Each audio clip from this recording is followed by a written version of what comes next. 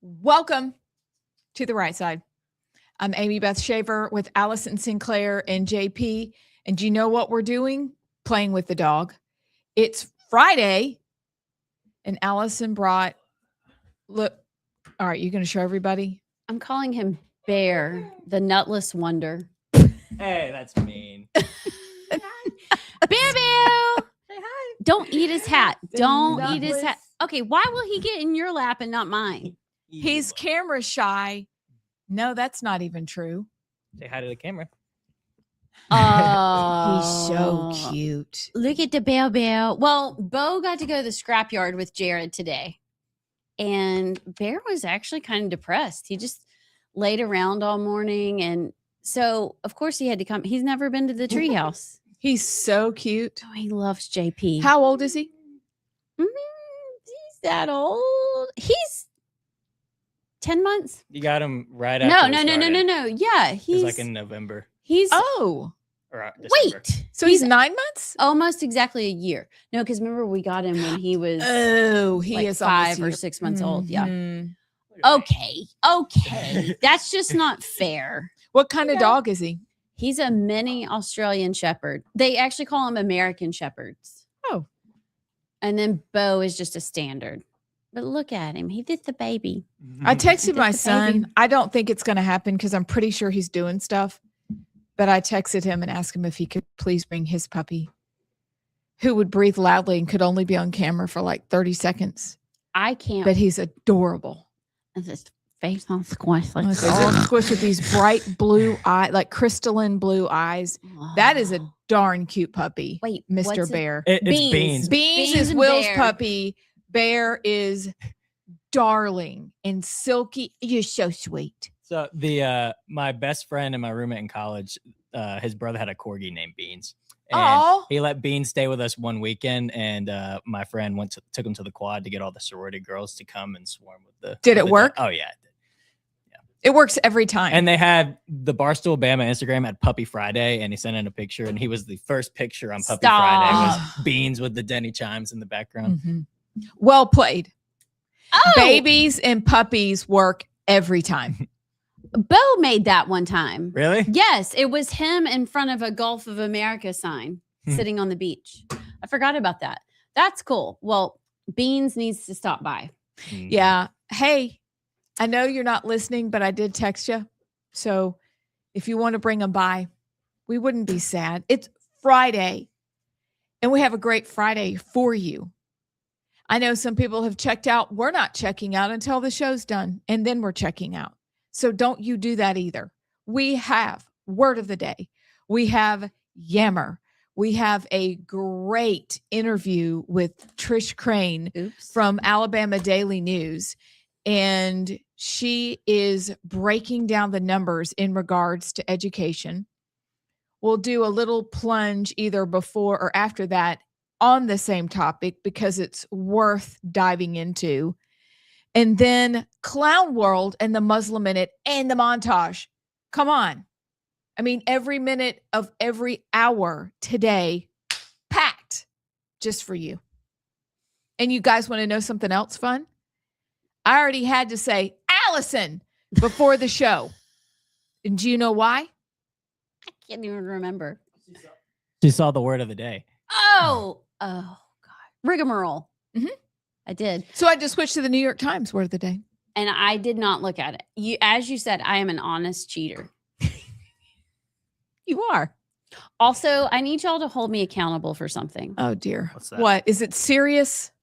Kind of. Okay. Because yesterday I was rewatching our really good interview with Arthur Orr, which I thought was great. But anyway, I look like I am about to come through the camera and kill a person. What do you mean? Like, I think I'm just really focused, but I have decided I'm going to soft smile. You had that look yesterday. Yeah, I don't know what it was, but I looked back and I was like, and our topics were kind of heavy. You know, you're talking about Clancy lady killing her kids and just a lot of stuff.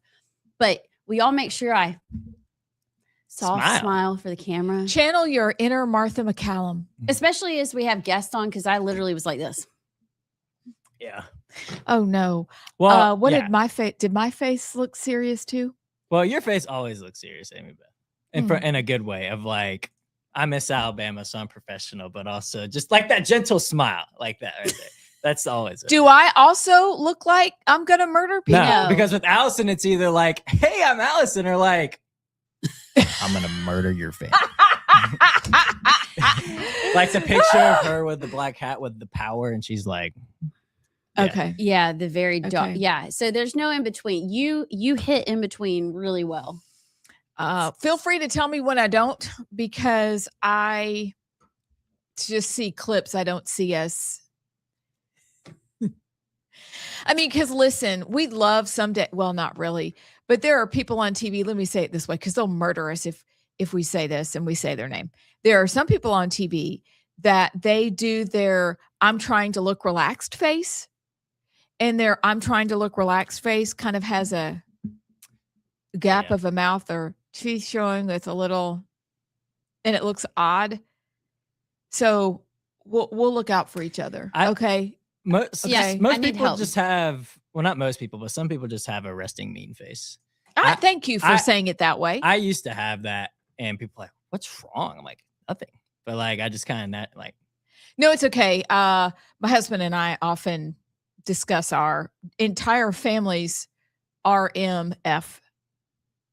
I'm not saying the B word, but like the people that can fake a smile while being in the worst mood, they kind of scare me a little bit. Like it's good to have. Do we? It's good to have that skill, but the people that are like, "Hey, my dog just died. How are you doing?" Like it's not real. Like Zoran Mamdani, they caught him on camera one time when he wasn't doing his fake smile, and he looks like a evil villain. Dude, go find him. But the fake smile, like the people that can, it's jokery. It's freaky. Literally, can you find him when he's off camera? Yes. I need to see, because we all know Scary Zoran is the real Zoran. It's talking about how his eyes, in normal people, you can't see below their eye. Mm-hmm. They're right there. Like you can't. What's it called? I don't have any idea. The iris? Eye bag. No. You're like under. What's the color part called? That. Okay. The iris, the pupil. The iris. And anyway, and so like you can't see white, but with his you can see white, and it's indicative of something. While addressing long-term challenges that remain in the fiscal plan. Like, oh, he looks so scary. Yeah, it's like some sort of. He's saying, "I'm going to kill you." There's a lore surrounding it that says you're basically a demon. So just think about that. Hold on, I'm pulling up a picture of his smile. So contrast that with this. Ew, that's a try-hard smile. That is it not a try-hard smile? Oh wait. Well, I want to go. There you go. I'd like to find somewhere in the middle. Yeah, somewhere in the middle is better, because look, as a parent, we can all identify the, "Hey mom, I need some poster board and craft supplies. I have a report due tomorrow." So we recognize the scary Zoran face, but we didn't get that scary. His face is terrifying when it's resting. Yeah. Well, that's what I felt like I looked like yesterday. You didn't and I look was like really that. excited to have our guest on. I didn't think you looked like that, but I also don't ever, like I said, I just see the clips. I don't know if I looked like that with Brian. I did have to text Brian and say, "Do you know how hard it was for me to be professional?" What did he say? He said, "Me too." He was like extra looking into the camera. Yeah, he was very. And then beyond Brian talking to Arthur Orr, and he knew our names, that was also like, oh, I better act right today. Yeah, you made an observation because he was just on the phone. Nobody can ever, we've been doing this for 5 years. Nobody, I bet our listeners now can, because they see us. That's true. When we were just on radio, I think it was harder, but they could never tell our voices apart. But Arthur Orr, that means you better act straight, because he might be watching. That's true. He knew you drank a lot of Starbucks. I mean, I'm like, wow, okay. Yeah. Be professional. So we have Trish Crain on, and we are going to be professional. Okay. With a pleasant smile. Although she's one of us. She's awesome. She texted me this morning and said, "Are we doing video or just a call? Do I need to brush my hair and put on lipstick?" And I'm like, "It's up to you." And she said, "I'll put on lipstick." What do I say every day? Just lipstick, JP. Just lipstick. Yep. That's all you need. It is. It's. I guess we're taking a break on Hats and Hoops Friday too. I forget because Caitlin is so busy. She's got like midterm stuff to do for the next several weeks, so she won't be with us. And so I just forgot about Hats and Hoops and Hose. Hats and Hoops and Hose. The hose are still here. I'm in my sweats and my casual t-shirt and hat, and now I look stupid. Okay, what You is that don't t-shirt? look stupid. This is actually a t-shirt of my favorite UFC fighter. It's his merch. Fatality. His nickname is Poeton. Okay, and Poeton was an ancient who? Is that his name? I think Actually, Poeton was in Star Wars. He's Brazilian, and Poeton is Portuguese for hands of stone. Okay. So it's pretty sick. But Interesting. now I'm alone. Come here. I'm sorry. But it looks nice. Thank You you. look nice. You know, and I really wanted to have a t-shirt, and you know why I couldn't? Because none of them are ironed. Who irons their t-shirts? I besides do. Psychos. I do, because my Nana loved ironing, and my mom and all her sisters, and I haven't made it through Spin Cleaners, who I'd really like to just do my wash and fluff and fold it. So all I have to do is hang it. But I gotta iron because like Chris's jerseys need steaming or ironing. And so it's just, the things that he wears with his like name, his cute little shirt. Chris? Shaver. Yeah. Your husband? Yeah. What about it? He wears jerseys? Well, we call them jerseys, but they're scrub tops. Yeah, scrubs he wears. Oh, I was like, sorry. I'm sorry. We call them jerseys, but they're just the scrub tops that they wear. you but we have call a them Will jersey. shaver that plays basketball that wears actual jerseys. So I pictured Chris got matching jerseys. Oh yeah, he did. And you iron those daily for him. That's exactly what I do. When Chris retires, are they going to hang his scrub top in the rafters of the hospital? They are. They're going to say the best scope-a-dope ever. You should put shaver on the back of it. You know what? I think I will. He'd actually love He that. would love that. Oh, it's not on the back? No, it's on the front. It's got the logo on this doctor side thing. and then Chris on this side, so people know. His white coat, his lab coat. Well, there's that too. It's a layered situation. A lab coat when you're in clinic, Chris Shaver, blah, blah, blah. But when he's scoping, also they're gowned up, but underneath it is a Chris Shaver, blah, blah, blah logo. Jersey? We call it a jersey. Can you show me a picture? Of a scrub top? Yeah, can you? I mean, I know what scrubs look like, but it's it's just Siri. a scrub top. Yeah, it's just a scrub top. They just Hey, call it a Siri. jersey. Hey Siri, text Chris. I need more caffeine. Text Chris. By the way, I know both of y'all's dryers have a steam refresh option on it. So Yeah, there's no JP, need to iron I'm it. today years old learning that. Really? Yeah. Have you used it? Yeah, I used yours. Does it work? Yeah, it works great. Where does it get the steam from? It puts, I don't know, but it steams within the dryer. Yeah, but it's not hooked up to anything. I guess that's weird. It works though. Works like a charm. Okay. Try it. All right. I'm getting a live action photo from the husband. Okay. Okay. Well, guys, before we get to Yammer, before we get to the montage, our guest, and all the other topics of conversation today, are you ready for word of the day? You scared bear.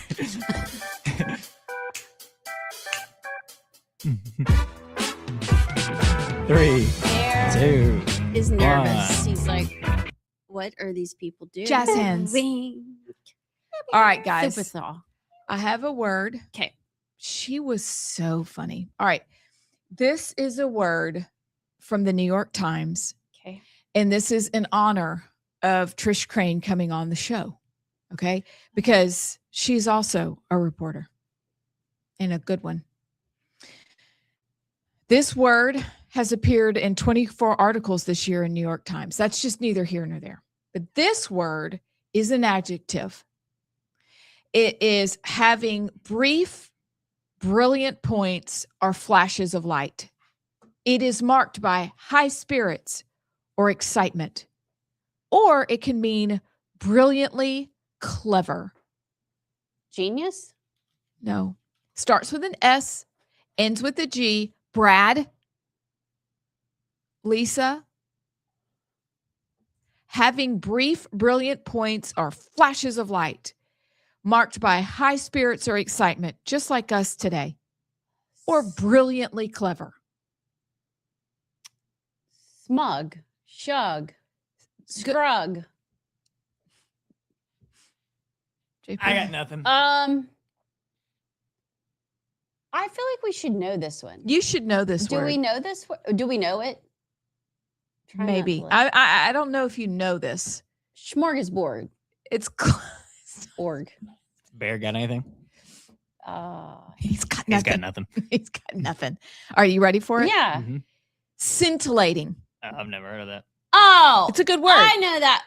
Yes, that's a good word. Scintillating. We should have gotten that.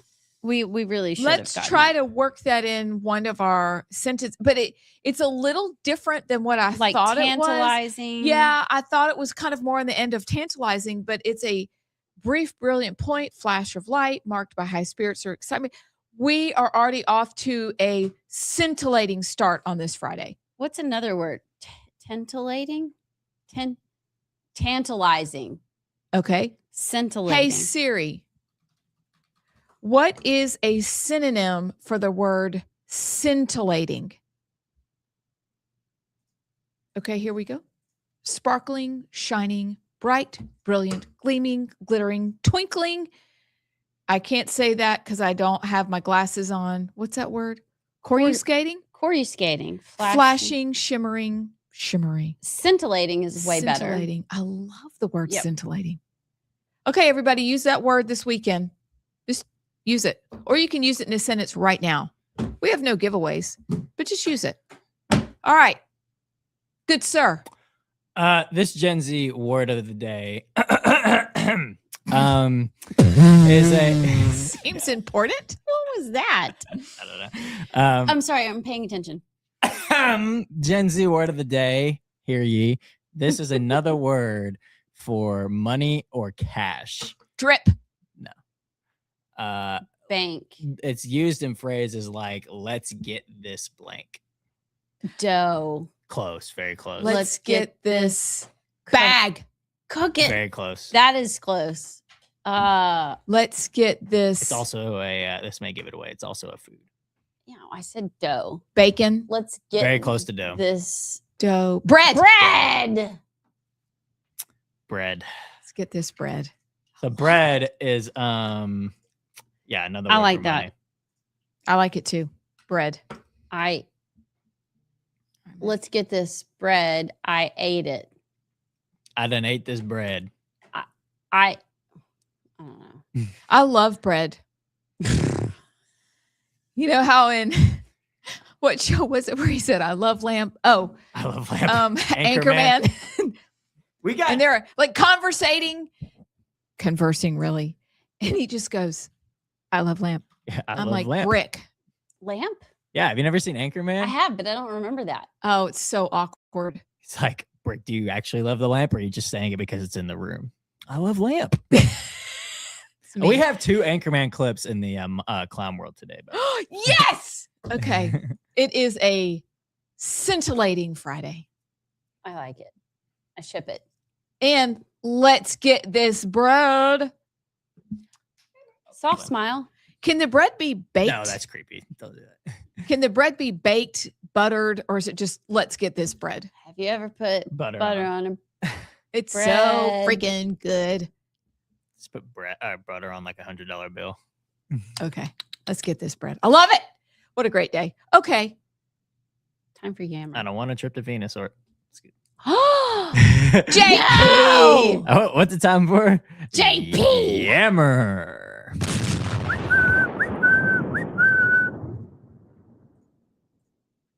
Who wants to go first? I have a basic story, and it's a good one from Yellowhammer. Cool. Go, Alrighty. basic girl. Well, okay. I have a non-Alabama story, and y'all have two Yellowhammer stories. So do Okay. you want me to go first, and y'all go back to back? Sure. This is kind of crazy, but have y'all seen that decades later, the Tupac Shakur? Don't do that. That's freaking me. You do look like a doll.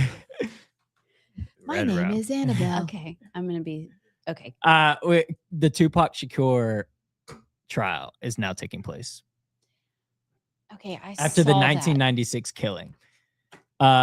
By the way, I used to be really into like 90s hip hop in high school for some reason, and I was really like, there was a documentary on the Tupac and Biggie killings, and this guy who's referenced here has kind of been widely known amongst the cops who actually investigated the case that he was probably the killer, but for some reason it's taken this long. But Dwayne Keefe D. Davis faces a single count of murder with a deadly weapon with the intent to promote, further, or assist a criminal gang in Shakur's death. He's been jailed since late 2023 and has pleaded not guilty. But isn't that? I mean, that was kind of a big deal, and the fact that it was a huge deal. What is You that? weren't even alive. 30 years later, I know. Okay, that was the year I graduated high school. It was a really, really tragic day when Tupac died, but I think he's like on an island somewhere with Elvis, so it's really not that big of a deal. And Michael Jackson and Epstein. They're all together. They're chilling. Obviously, they're on some other little tiny island in the Caribbean. I do. Gosh, that was my childhood. Do y'all like trains? Wait, why is that funny? Because it came out of nowhere. Okay. I like trains. Not really. Have you been on a train ride? Yeah. Well, I have good news, everybody. Calm down. The Amtrak Mardi Gras train along the Gulf Coast has had a better first year than expected, passing the first year projections months ago and finishing the year with nearly 4 times the anticipated ridership, which is great news because once Wesley, Chloe, and I tried to take the Amtrak Crescent down to New Orleans, and it was not on time. It did not work, and we ended up having to drive. It was a disaster. So I would like to report back to you that the Amtrak Mardi Gras train is doing well. Yay, happy Friday. I need more information. I need to know if the Mardi Gras train has beads and shots. Well, I know and because confetti. Dale Jackson rode it and got hammered. So If I know that. so, I am in. Yeah, it says that it's decorated with Mardi Gras decor and festivities. Guys, it saw 150,000 riders in the first year after being projected at only 38,000, and it generated more than $5 million in revenue. That's a really good story, Abs. So where does it go? And do you just ride it so you can get beads and shots, or do you actually go somewhere? And when we do our tour of the state and Chris drives the bus, can we go there? Well, apparently that can be his break. It goes from Mobile to New Orleans. Oh, 2 Mardi Gras cities. My bad. Sorry, we can skip that. So I think it leaves from Mobile and goes over to New Orleans and back. Does it go all year long? You know what, Allison? I don't have my glasses on, and though you're asking a lot of questions. I need Freeze frame. details, Abs, because I might go. I If want things to go. get really bad and dicey. Can you imagine us from the disappear. train? Hello? I'm just gonna ride it back and forth, back and forth. We're gonna see Allison like on the Polar Express, like jumping from train cab to cab. And then she gets really, really excited and gets on top. Come down from there, man. That actually, I could ride that train. That'd be so funny. Ooh, So remember this that is song? exciting. Well, hey, yeah, come on, ride it. Okay. While the popularity of the train has been huge, the facilities for boarding, especially on the Mobile side, are lacking. Mobile. Where's that story from? It's from Yellowhammer. Who wrote it? Michael Bronner. Michael Bronner. Michael, could you tell the people in Mobile, get their lives together and have it be beautiful at the boarding station, at the train station, please? We don't want New Orleans showing us up. Okay. There. Hey, do you like bridges? I love bridges. See, isn't that more fun? There's a hook. Everybody's like, yeah, I love bridges. Well, Actually, we didn't plan this, but this is a perfect segue. There's a whole fight going down. This is a story over at the Hammer of Yellows. Oh, Sawyer wrote this one too. Sawyer. Michael wrote mine. Oh, wait, Michael. It's okay. Okay. It's okay, honey. They all run together. All right. There's a whole war. And I want to know your all's thoughts. Some people want to name the new Mobile Bridge after Jimmy Buffett. Some people want to name it after the Trump dog. Some people say this is stupid. We shouldn't name it after anybody, especially after like Trump, who's still alive now. Jimmy Buffett, rip, isn't.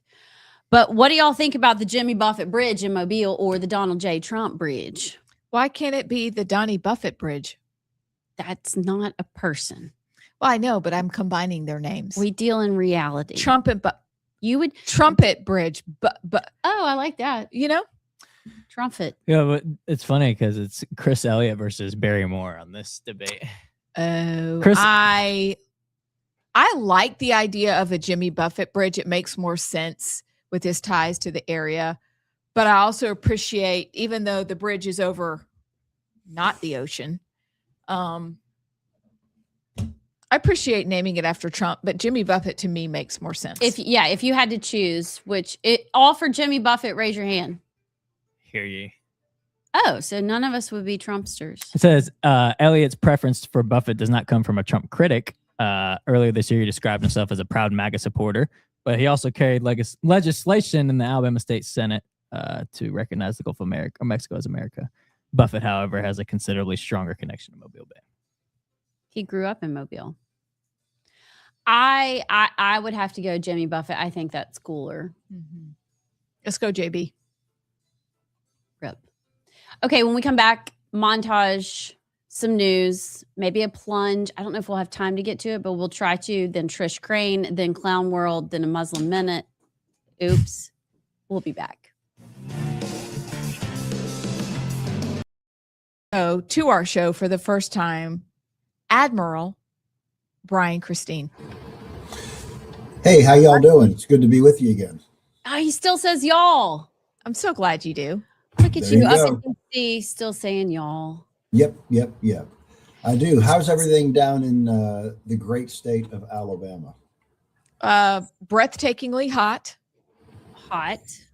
as are issues around here. Yes, and I can tell you, it is warm temperatures up here in the nation's capital. Yeah, and it's hot in other ways too. Exactly. So we're glad to have you with us today. We're honored. Learned a lot from Wolves in White Coats. That was excellent. Just even starting with understanding that there were a handful of clinics not that long ago to 225 nationwide, but this epidemic of gender dysphoria, gender mutilation surgeries, affirmations of delusion. What was, though, the catalyst specifically for HHS commissioning the report? And then how was the research conducted? Well, it was last year when we released our report, our gender dysphoria in minors report through the Department of Health and Human Services. We released that report. It was a review of literature, and then we had that report peer reviewed. In other words, we had it looked at by independent scientists, experts in the field, and they came together and said, yes, your report got it right. It absolutely has credibility. It is scientifically sound. And what that report concluded and what it said was that there just isn't the evidence to support using sex-rejecting procedures to treat these minors.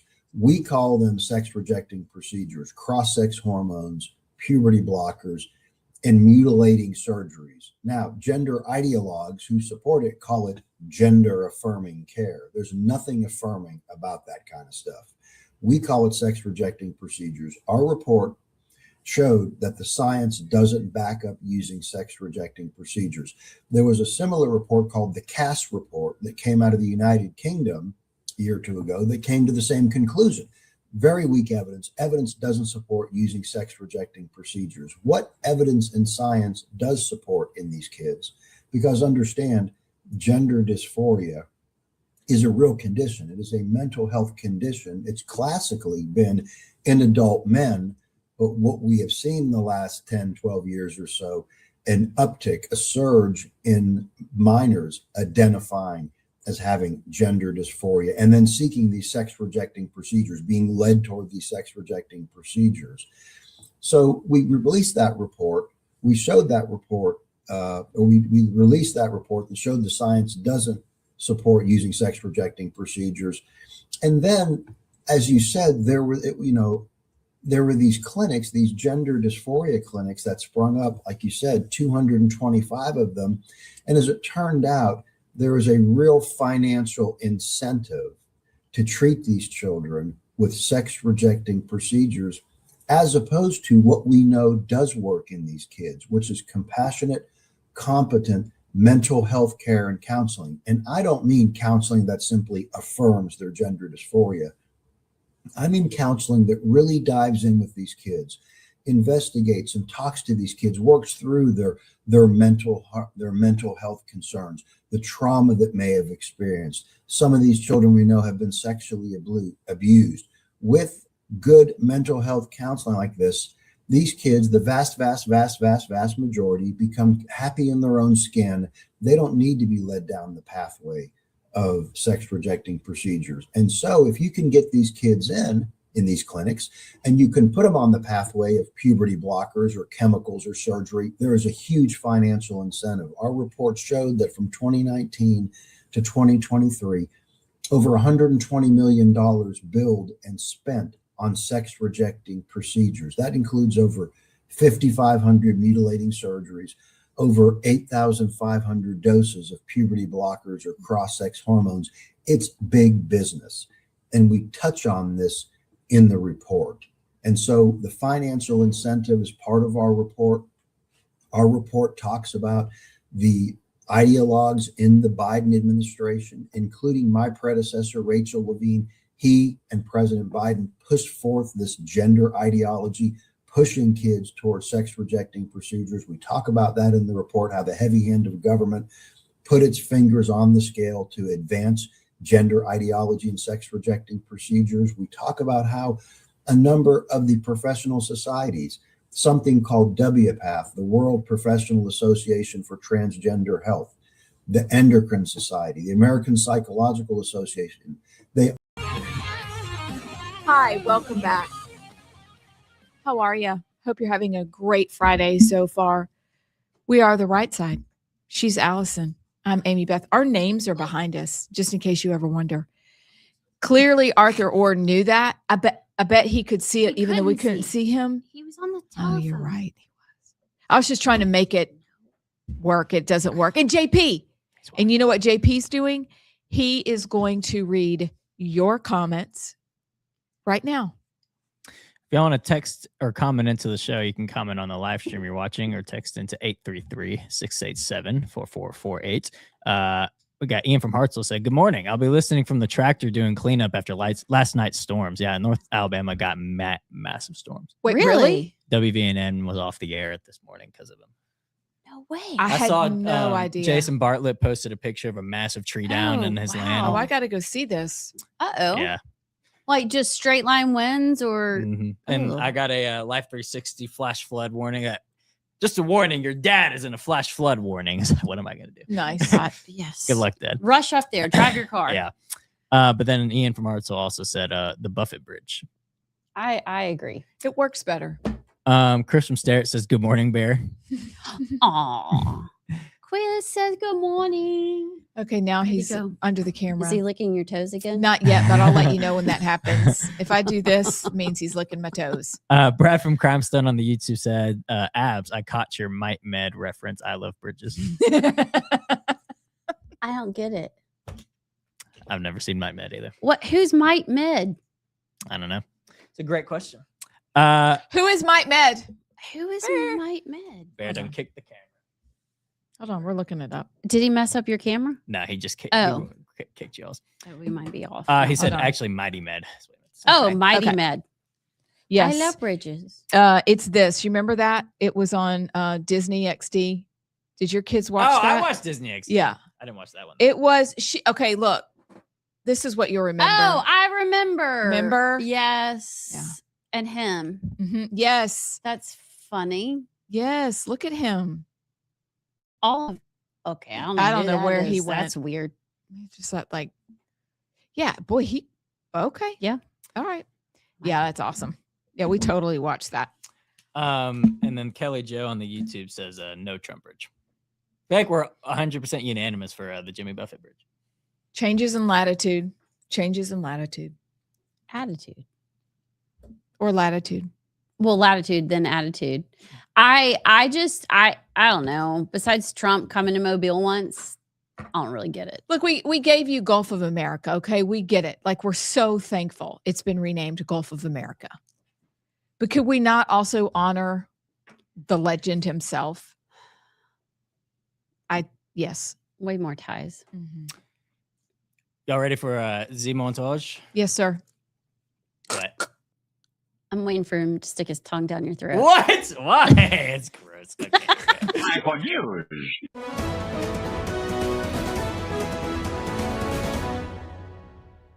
Washington Republicans continue to attack healthcare across the nation, and we know how dangerous that is. So we are drawing a line here in New Jersey. And today, with the signing of this enhanced shield law, we further protect people seeking gender-affirming care, reproductive health care. We make sure that providers aren't punished for providing that care. I made my thoughts clear on this the moment that she was arrested, the moment that it made the news.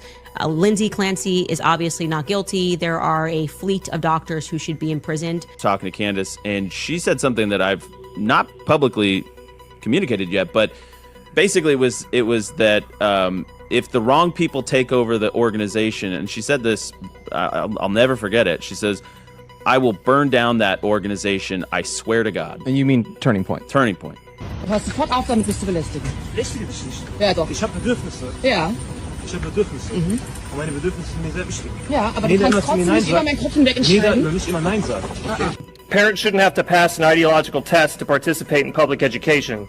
Oh, here's what our detractors are telling us, by the way. You don't support school hiring a trans teacher? Maybe public school isn't for you or your family. Maybe homeschool. Maybe private school. That's right. Maybe pay taxes into the school system and then pay again to escape from it. See, we're still dismissing parents, which is the only logical conclusion. It's really the only place that public education will end up if people like that in North Carolina remain in charge. We are the obstacle for them doing what they want with our kids, it seems. What would be the equivalent of Bear, stop. What, Mom? Sorry. You gotta leave that alone. Okay, what would be the equivalent of the right, the Christians, the normal people of society saying you should hire this teacher? Like what's the adjacent to the tranny? Oh gosh. A pastor? Would it be a pastor? Okay, like somebody that comes in yeah. I mean, I feel like it could be a pastor. It could be somebody that is a super strong pro-life leader who like wears the t-shirts and like Abby Johnson can just, wipe you out in a debate with facts. Somebody like that that's where my mind goes. Or like what is it that the priests wear? If there was some identifying. The collar. Yeah, the collar. The clerical collar. Yeah. Like where they came in every day wearing that. Yeah. You think that would fly? No. Well, even though our pastors used to be our teachers a couple hundred years ago. Yeah. So, JP, what were you going to say? I'm sorry. Well, I'm trying to pull up the full story and the school that this took place in North Carolina. It's Middle Creek Elementary School. And that was from a hearing of obviously a concerned parent. Middle Creek Elementary School in Apex, North Carolina is telling parents if they don't like the school hiring transgender teachers, then pull their kids out and homeschool them. The male teacher says he's a transgender non-binary and demands to be called Miss by students and shows up in dresses and skirts. Oh. During the Wake County school board meeting, concerned parents demanded that the board provide alternatives to elementary school parents who don't want their children educated by transgender teachers. It says they just hired a transgender teacher for the 2026-2027 school year. The teacher identified as Aria Derrick, previously Cannon Derrick. He now presents as female non-binary, and yeah. So we had this issue in Hoover High School or middle. It actually may have been an elementary school. I'm thinking it's elementary school that's over there by Ross Bridge. I can't remember what it's called. Anywho, this was a substitute transgender teacher, clearly a male that would do the bare minimum, wasn't even trying that hard, would show up in a skirt and a tight t-shirt, long hair, and a purse. And Hoover was like, there's nothing we can do. It's the hiring service. It's through Kelly Services was who yes. I remember this. Yes. And they just were basically like, sorry. I mean, unacceptable. Check yes on the box of our communist usurping parental authority. Yes. Are they trying to seize the means of production? Yes. The means of production are your children's minds and what they put in it. Because they're in charge of it, this is exactly what they're going to do. And what does communism also do? Make kids question authority, make them confused. Who do I turn to? Oops, I'm going to turn to the trans teacher because you seem cooler and way more fun. It's quite wicked that tax-paying citizens are having to go to the school board meeting, the city council meeting to say, we don't want this. So what Apex, North Carolina also needs to consider is running against every single person on that school board. Every member who said, y'all just need to pull your kids out and homeschool. We think that too. But you also need to go and take it back. We cannot remain victims of people who would like to see our children's demise. Yeah, I just don't get it. Do you know how much you have to go out of your way? Are there not any normal non-transgender teachers in North Carolina to choose from? Like you got to go out of your way to pick the most extreme of that to teach elementary school kids. I mean, it'd be insane for any kids, but elementary school, like the youngest, it's insane. But again, like you said, they're getting into those areas, teachers and such, and wanting to go to schools because they know that's where they win the battle is with the kids. But it's just insane to think, you know, we as citizens pay taxes for the school system, and at the very least, show respect to the parents that come and voice their concerns.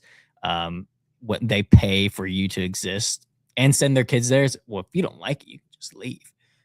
I'm sorry. Okay, I'll take my money with me and go, somewhere else. See how you like it then. Oh, well, then it's Christian nationalism, and then it's hateful because of school choice and pulling your taxpayer dollars out. It's just completely backwards thinking. But every time I hear those stories, I'm like, are we having a shortage of like normal teachers? I don't get it. Or they're purposely going out of their way.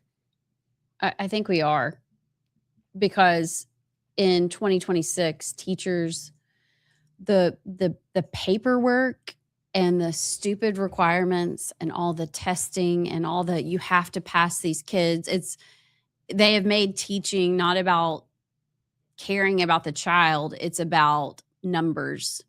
And in 2026, we tend to side with the parents and the children instead of the teachers who need support.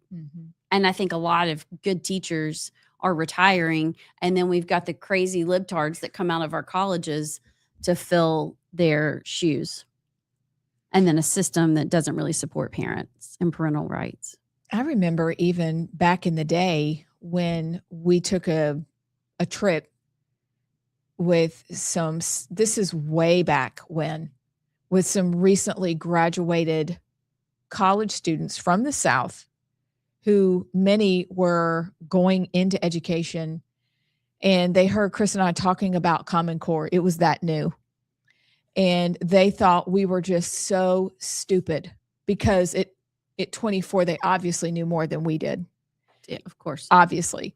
And what in the world could we know about Common Core? Don't you know it is the greatest thing since a Pop-Tart with butter? And I thought you'd appreciate that, JP. And I thought, oh my gosh. And this was coming out of a Christian school. Mm. And so they seized the means of production a long time ago. But there's got to be a whole lot more of replacing the school board, replacing the city council, and taking your kids with you. And that takes time. The reason they get away with this in part is because it takes much more effort. We're speaking as homeschool parents to homeschool your kids, get your curriculum, get them into co-op if you choose, get them into an online educational platform if you choose. It is much harder to do that. And so the thing that the people who are saying, well, you just take your kids with you, it's fine. We're just going to still do tranny it up, baby. They know we won't. And they are counting on that. That is in part how they also get away with this. But we did. And I think we did it. People are waking up to it. Now it stinks because, JP saying, I'm just going to take my money and take it elsewhere. You can't do that in the public school system. Your property taxes go towards it. The state funding is there, whether your kid shows up or not. Mm-hmm. So now in Alabama, we have school choice. There's a little bit of recouping that there, but actually the schools still get city and county funds. So anyway, but I think people are waking up to it now. Whether they're actually waking up enough to do something about it, that's a whole nother thing. I don't know, but we're here to tell you it can be done. If you're on the fence or you have grandkids, we're telling you it can be done.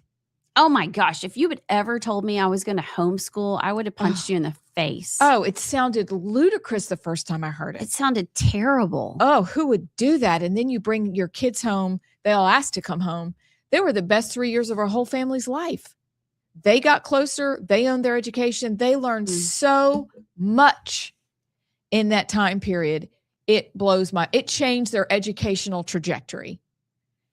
But it was great. And even having to explain it to parents, like my parents are, very educationally inclined. It was very hard to tell them. And they ended up coming around once they saw the benefits that the kids were experiencing and saying, okay, so we were wrong about that. This was great. So, hey, if you ever have any questions, reach out to us. It is great. Great to do. And we encourage it. But there's a lot of work to do also in the public sector because you're right. Our tax dollars are funding it whether we like it or not. So anyway, that's fun. That's a fun for a Friday. But we're going to keep talking on this subject because Trisha Crain's coming on next hour. And we're going to break down the numbers and what education actually looks like based on test scores, basically reality. In Alabama. I can't wait for that conversation. Do we want to push the break to 11:05? What do we want to do? We can do that, or we can just squeeze another topic in between 11 and 11:10. It's up to y'all. Between 11 and 11. Oh, okay. I get what you're saying. Either way, I sent you a video. Yes. Let's do it. Are you sure? This is okay. If we're gonna do this video, let's push it to 11. What's the video? Wait, is it the video? It's Lindsay Clancy related. Kind of, not really. Or is it? It's kind of Planned Parenthood. Oh, okay. It really is it's abortion. Okay. It's how we view our kids. It goes along with Lindsay Clancy and the mayhem, but it's heavy. And I had to watch it yesterday and didn't recover. And I kind of feel like y'all need to not recover with me. Okay. But if we do it, it's heavy. Okay. You ready? Look, we're already heavy. We're going to end the show with Clown World, but that's not now. Okay. Now we're going to go dive into this. Okay. Gird your loins. For my termination this morning, I feel like I am at peace. Can you turn it up at all? With our decision as a family. As privileged as I am, I didn't know how late-term terminations work. You lay on a bed, awake, and they have doctors and midwives in the room. Under ultrasound, a needle into the baby's heart and inject it to stop it from beating. And then you slowly feel all the movements stop from the baby, no more kicks. Get sent home for another 24 hours, back up to the hospital, and we induce you vaginally give birth to a sleeping baby. Nathan's at work at the moment. I've got to get it ready up and do her morning routine before taking her to school. I'm okay, Barbie boy. It'll be okay. I wish things were different. I just need to let it out before I wake Betty up. I'm not afraid of showing my emotions in front of her, but I just want her to know that it's going to be okay too. I lost my mum when I was in grade 6, so it's entirely different, but death wasn't spoken about a lot. And I want to be honest with her because she deserves it. After the appointment to stop baby's heart, we go to a midwife appointment to talk about one in our birth experience and what we want done with our baby in terms of cremations, burials, funerals. We'll get a birth certificate and a death certificate. I can't believe it.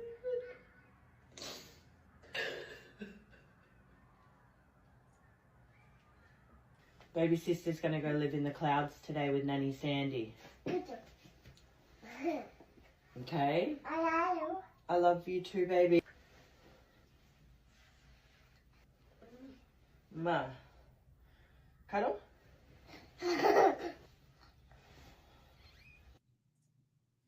Was that, this is not an excuse, but what was her reason for murdering her baby? I don't know. She just said, I wish the situation was different. But she said, I didn't know what it was like at 26 weeks pregnant. You know, that is heartbreaking to watch. That is, how can you?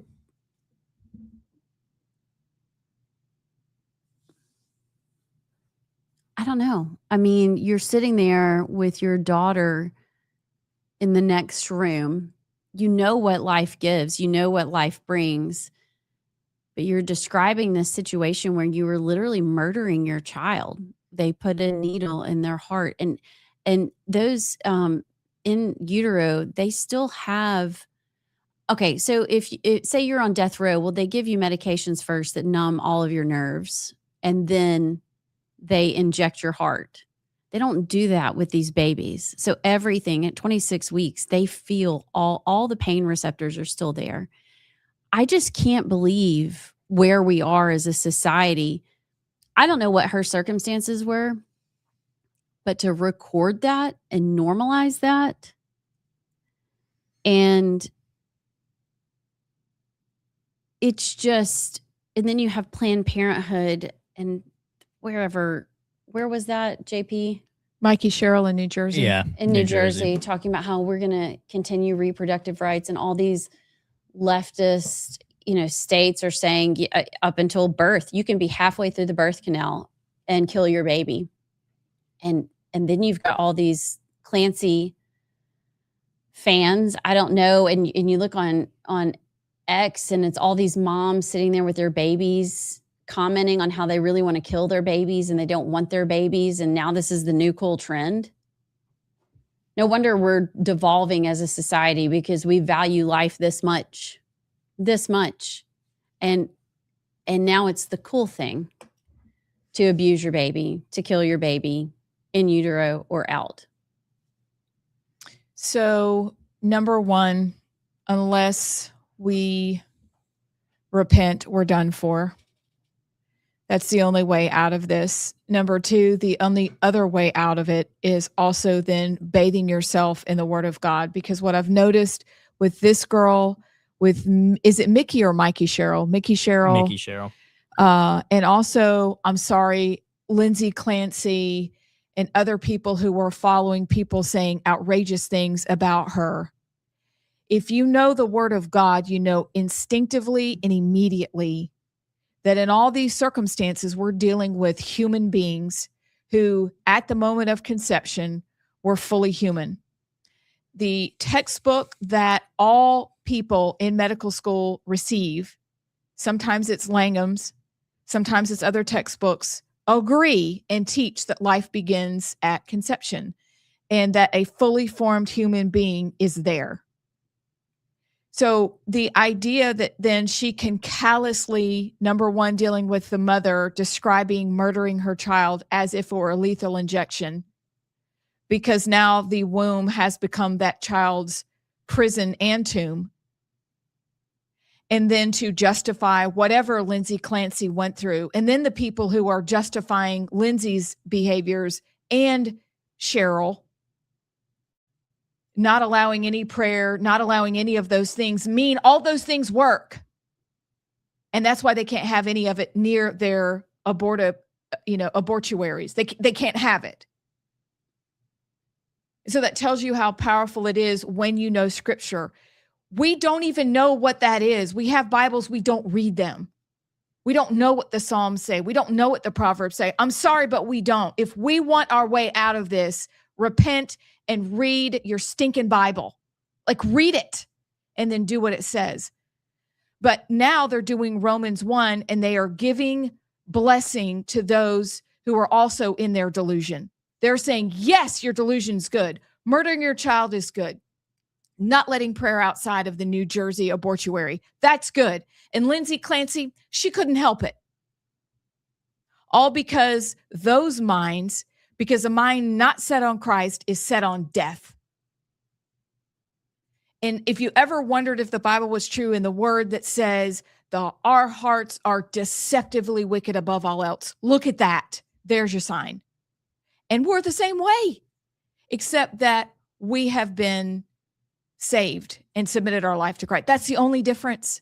We're still sinners, but these people are completely depraved and they're merely walking out what they believe. They're just living it out. That's all. And we are in trouble. And women are such collectivists, aren't we? Mm. And we do things based on feeling. And we don't do things based on fact. Look, going back to the lady who told her daughter, I'm going to murder your little sister, and I wish the circumstances were different. We have friends who had very ill babies with abnormalities, but you know what they chose? To go ahead and let the child be born because it's God's decision when that child died. And the child did die. So there are other ways out. But right now, it is so clear. It's dark or light. It's right or wrong. It's good or bad, good or evil. What side are we going to be on?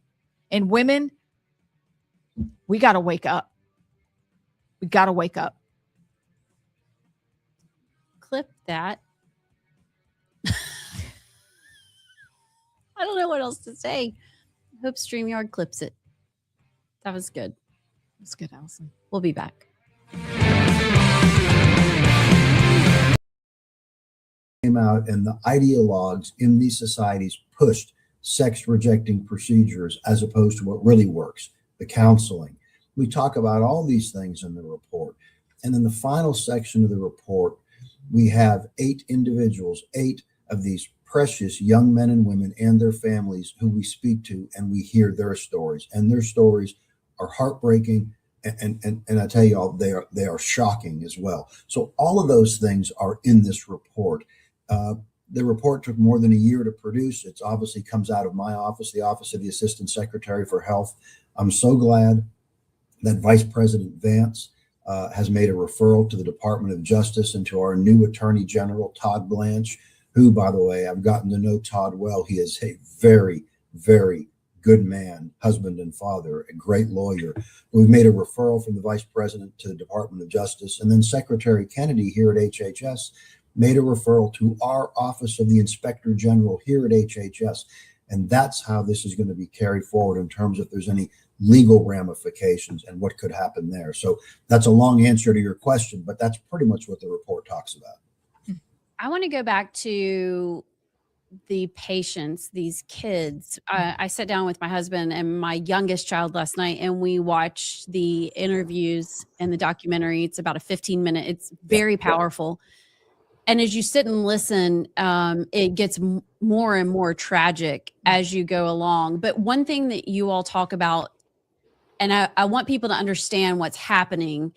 You talk about a captive patient. What was so heartbreaking was Clementine, who kept saying, I wish the doctors had cared about me as much when I was detransitioning as they supposedly did as I was, going through my crisis of feeling like I was in the wrong body.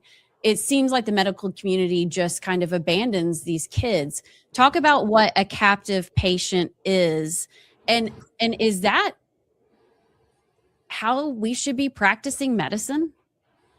Well, listen, I think that in terms of minors, young men and women with gender dysphoria, if they truly have gender dysphoria, again, a legitimate diagnosis that needs to be made by a competent mental health practitioner. It's a very rare condition, mind you, but obviously we've seen an uptick in the numbers.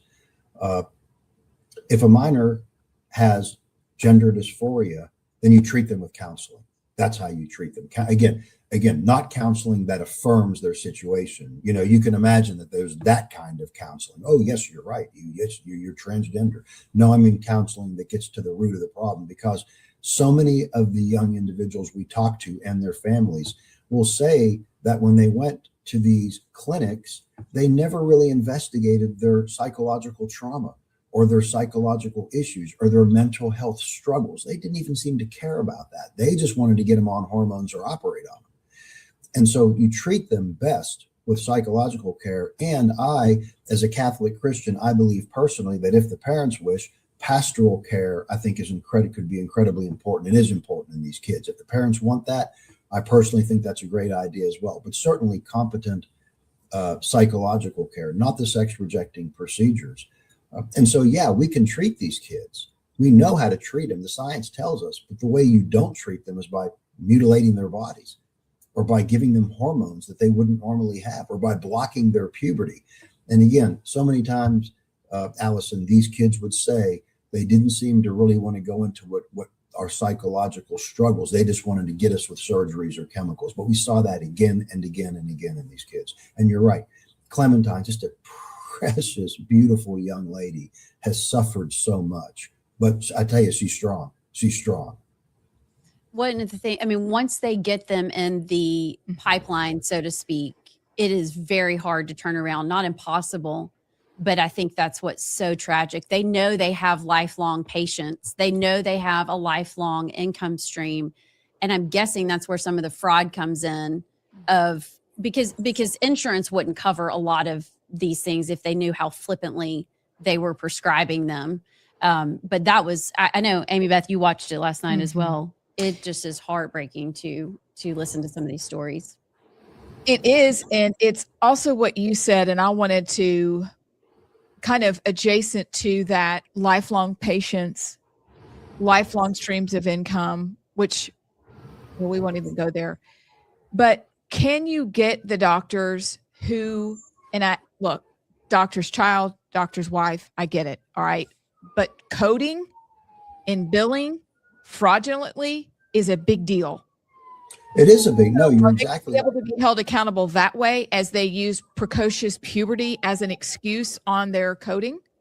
Yeah, and you're exactly right. It is a very big deal. That's why we point out, we take one of the biggest sections in the report talks about this potentially fraudulent coding that we see, where again, you pointed out the exact thing. We point out $11 million spent from 2015 to 2025 using that code precocious puberty. And for the audience, that means exactly what it sounds like. It means an early onset of puberty. For girls, that would be typically below age 8. For boys, typically below age 9. But they use this code, precocious puberty, because they know insurance companies will reimburse that. Whereas if many insurance companies, if you use the more accurate codes, gender dysphoria, they're not going to get reimbursed. So they use precocious puberty to bill. But the kids they billed it on were 13 to 17 years old. That's not precocious puberty by definition. And so that's part of this potentially fraudulent billing. And that's why the referrals that have been made to the Department of Justice by Vice President. Hello, and welcome back. I am Amy Beth with Allison and JP. We are the Right Side. It is Friday. We've rolled through the first hour. And as promised, though, we're so excited that an excellent writer and reporter, Trisha Crain, joins us now to talk about education statistics in Alabama. Trish, welcome. Hey there. It's really nice to see you. Boy, my head is really large on that screen. Sorry. I love your glasses. Oh, thank you. They are specifically for the computer. And now, I have bifocals for regular life, and then I have this for intermediate, and it's really helpful. I told you she was one of us. Yeah, she is. Yeah. To get some of those. We're all in this together. We are. So I think people may be surprised that you're on our show, but we've been friends for a long time, and you do some serious work. And I've said there's nobody that has followed education longer that I know of or better than Trish Crain. So wow. That's nice, Allison. Thank you. Well, and I wouldn't say it if I didn't mean it. I'm too old to fake it anymore. So me too. But I appreciate you being on here because I saw actually your post was the first post that came out that these numbers were out. Mm-hmm. And I started to dig through myself and said, my head hurts. I'm calling Trisha. So walk us through what you found this year, kind of trends you're seeing, what we're doing right, what we're doing wrong. Just take it and go where you think we need to go. Okay, thank you. First, let me say I do have tables online for anybody who wants to poke around and look for them yourself. I see my role as an interpreter. I take this giant 3 million line spreadsheet, set of spreadsheets that the State Department puts out, and I try to get them into a form where people can look at them and actually understand how their kids are doing.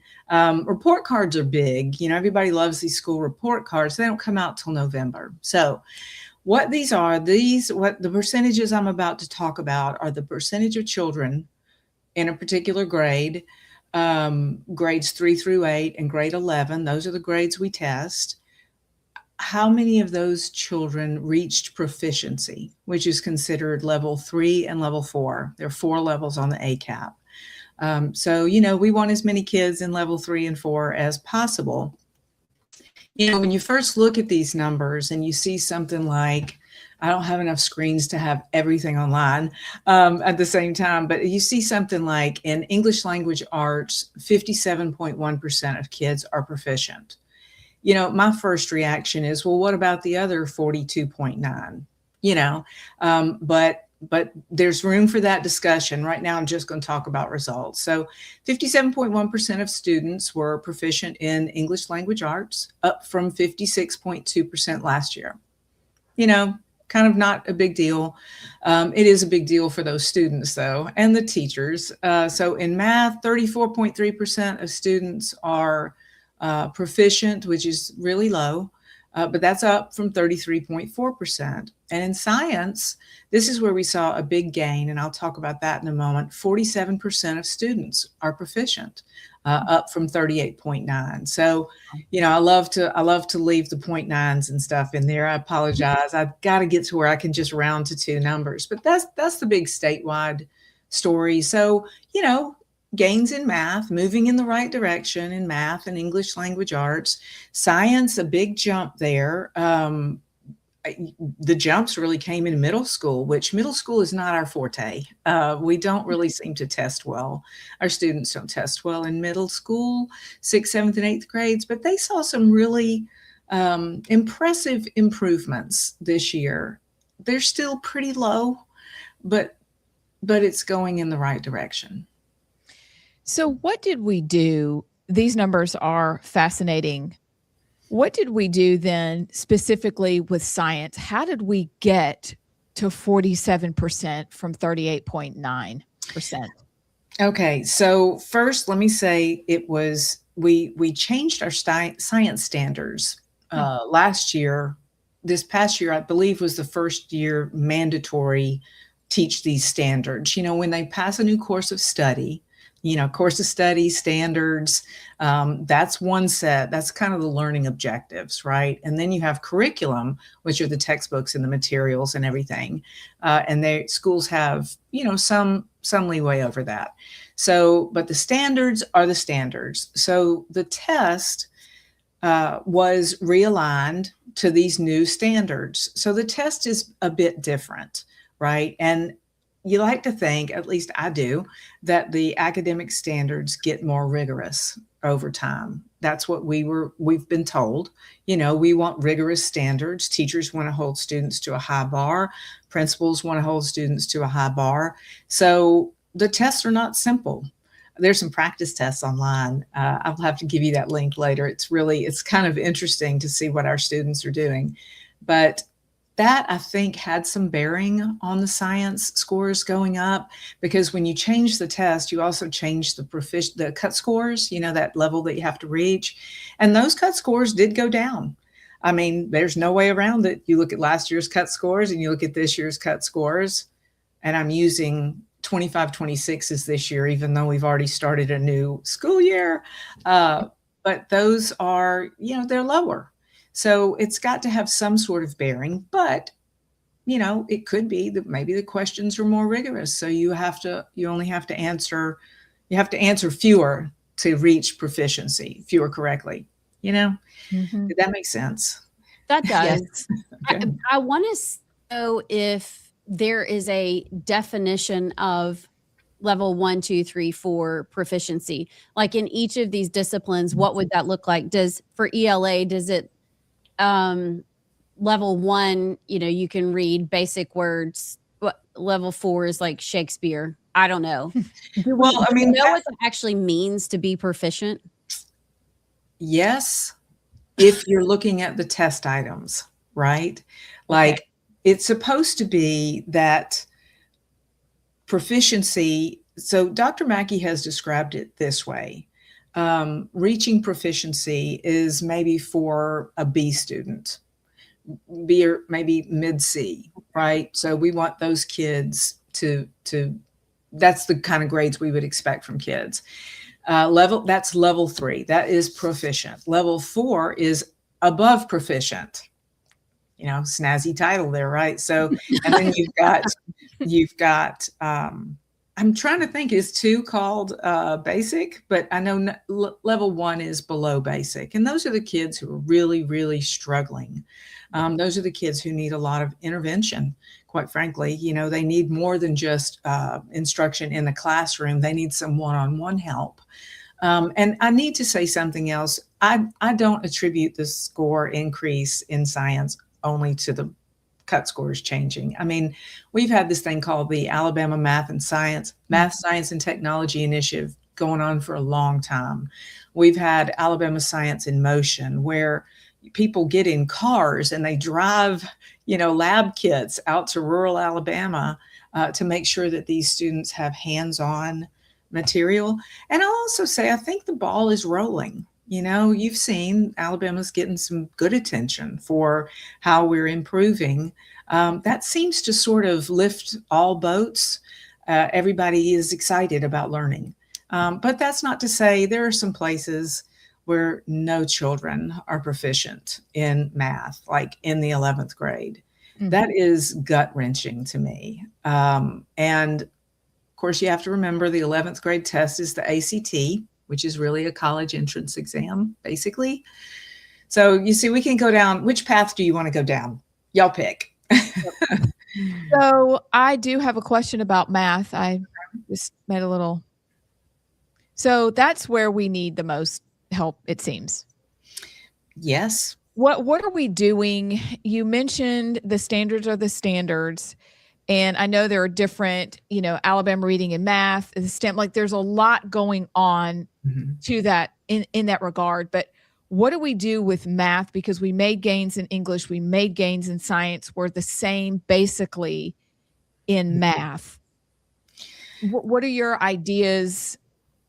Well, I can tell you what I've seen, right? A few years ago, Senator Orr penned the Alabama Numeracy Act. And just like with the Literacy Act, it's sort of back to basics. Let's get down into kindergarten, first, second, third grade, fourth grade, fifth grade. Let's talk about the kind of learning that students need to do. Let's make sure teachers are trained in the best ways to teach math. You know, I did a sidebar. I did a story about a middle school that was improving in math, which it really needs. I mean, all of them need to, quite frankly, with the, you know, exception of a few, and we know who those few are.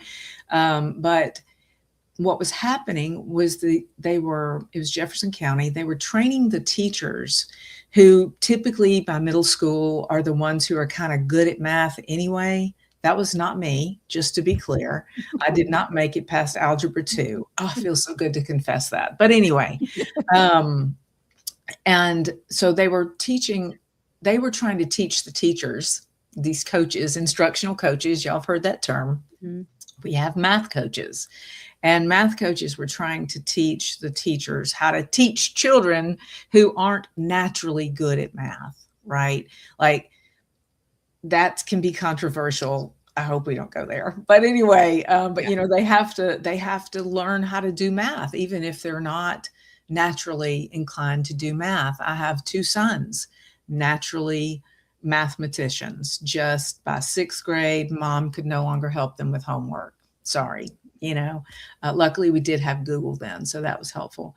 But so we're really back to basics with math. There's I believe, I may mess this up. I haven't seen updates to it, but there's a requirement for 60 minutes of math instruction in elementary school. Now, you would think, well, were they not doing that anyway? Truth be told, in a lot of places, maybe not, because elementary school teachers, they have to teach all the subjects. You know, they're not compartmentalized. You have one teacher for all of those subjects. I can remember, I won't name names, but one year, one of my sons who loves math, not so much reading, he's a nonfiction guy, but he didn't get a lot of math. And I kept asking, this was 2nd grade, and I was like, where's the math? And I knew, so my 2 oldest are twins, Madeline and John.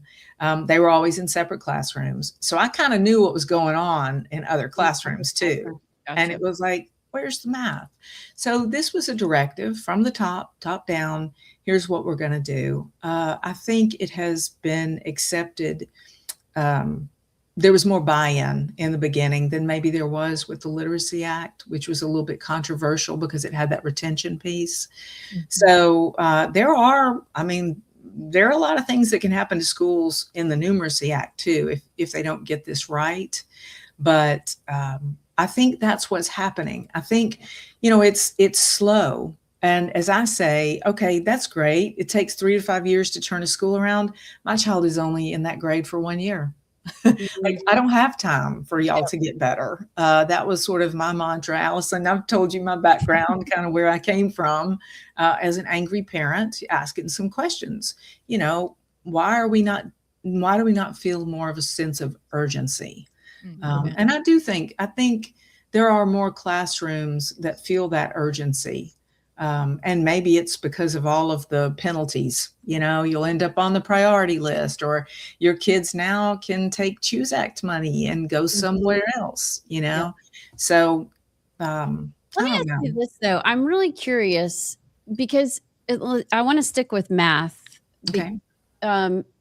There's old school, the way us people that have to wear readers and bifocals did math. And then there was Common Core, which we said we got rid of Common Core, but we really didn't. Mm-hmm. Then I remember my child, my oldest, he was in that transition, you know, of old math versus new math.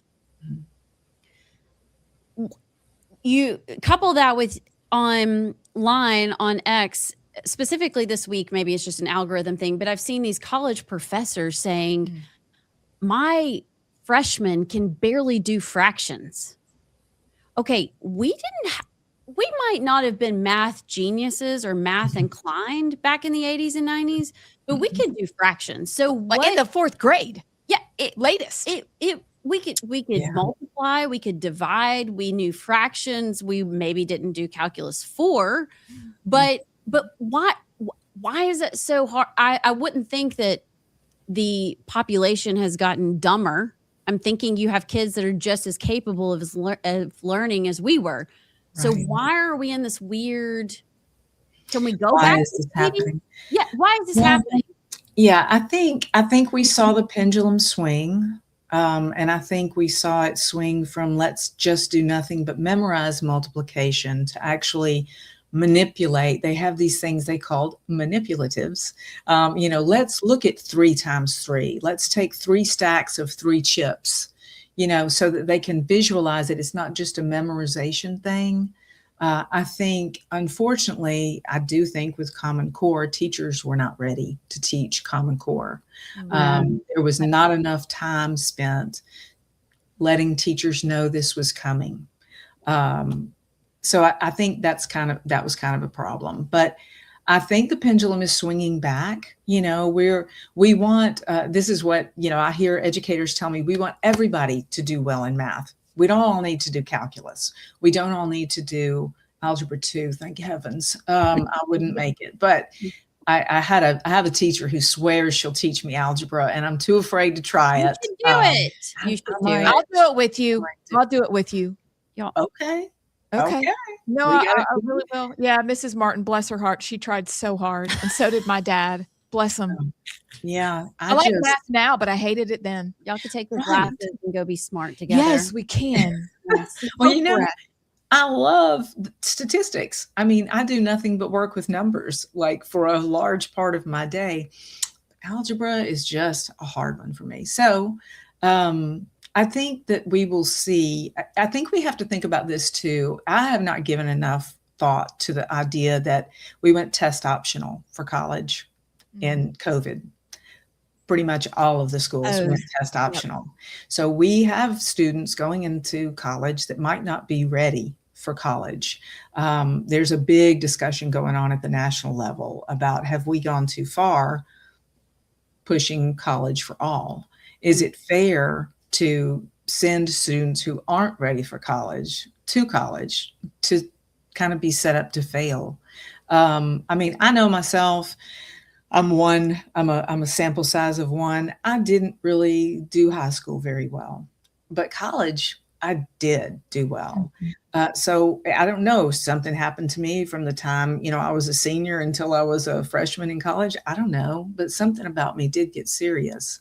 So I think that might be playing a part in us seeing a lot of students not ready for college. Fascinating. Yes, ma'am. I just want to know real quickly, number one, anything else, that stands out to you that we really need to know and hone in on and work on. But I'm also curious, what were the top schools? What were the bottom schools? And is there a correlation? You talk about poverty rates, or they denote poverty rates. Is there a correlation in these school scores to that? Or are we at least beating and getting better in these rural areas? Well, you answered my question.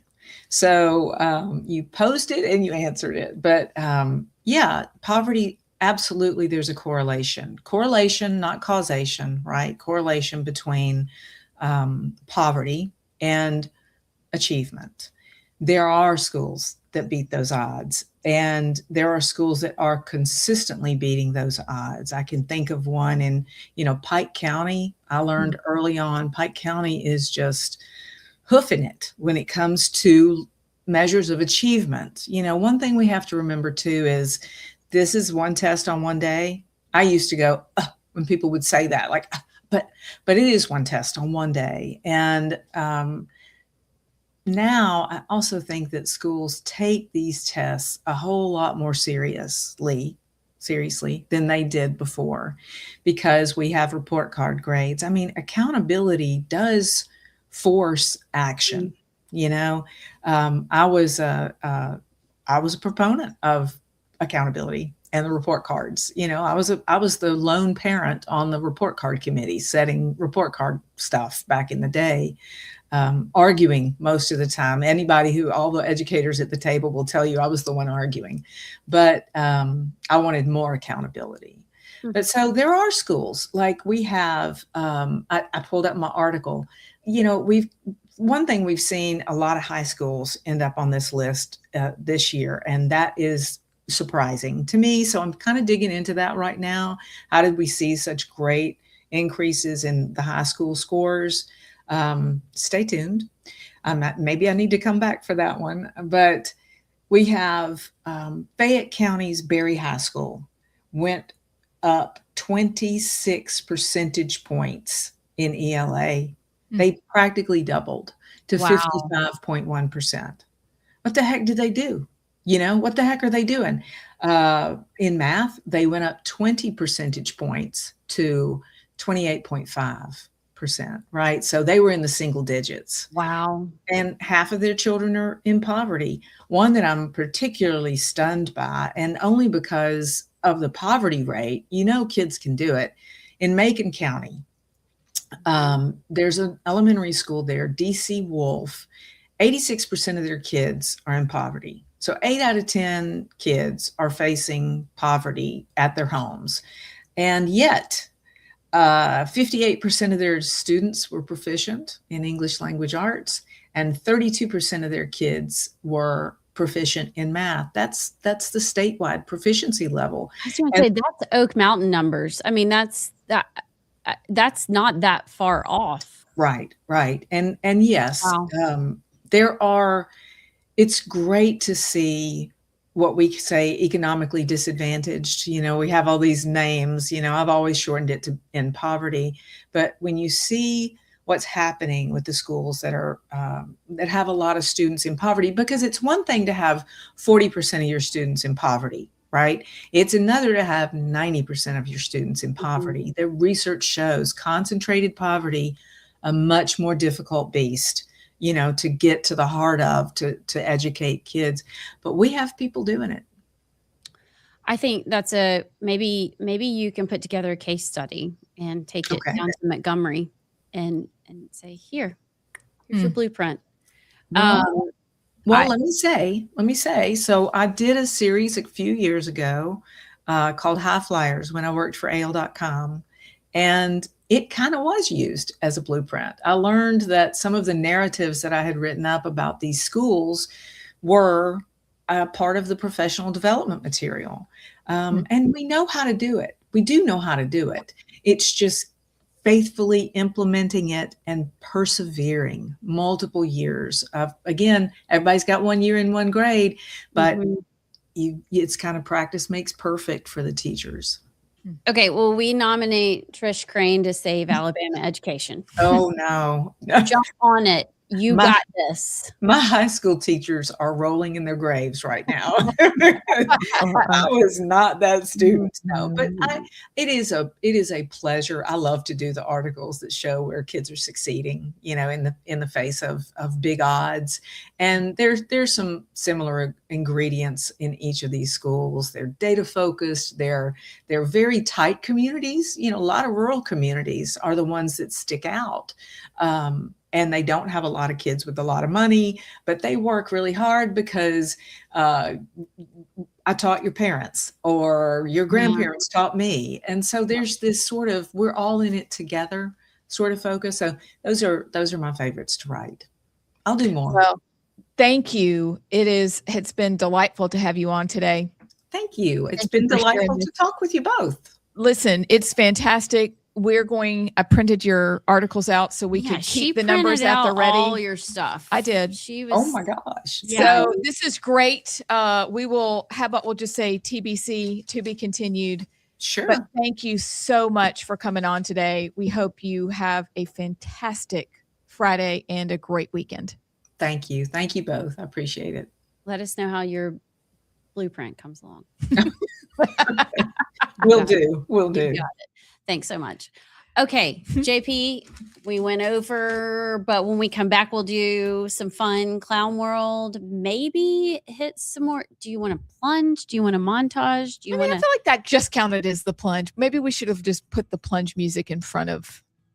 We have to plunge. Yeah, we got to plunge. Well, can we plunge on clown world? We plunge into clown world. There you go. That's good. We'll be back.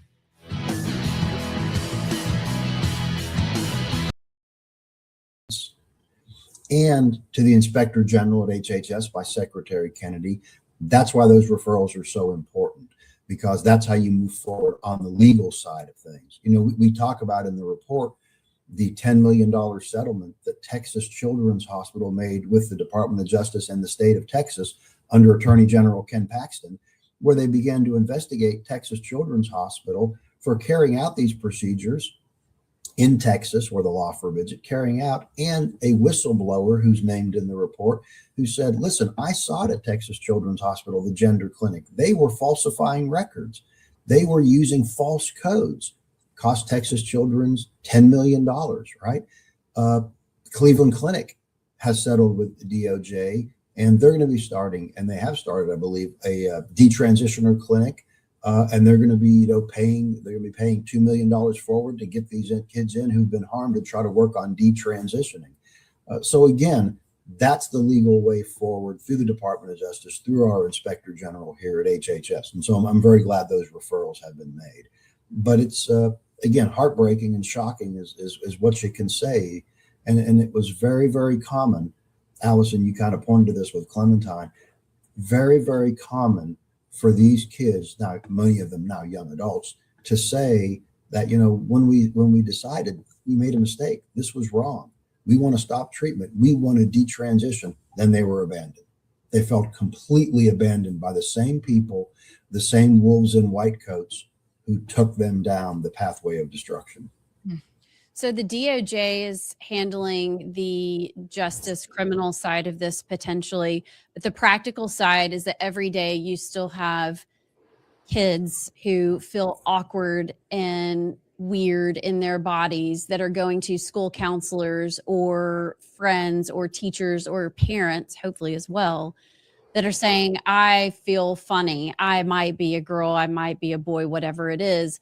As a physician on the practical side, what is your suggestion as these kids walk into these doctors' offices and these doctors will look at them and say, well, your daughter, you can either have a dead daughter or an alive son. I get confused there, but you see what I'm saying? As a parent, I have 4 children.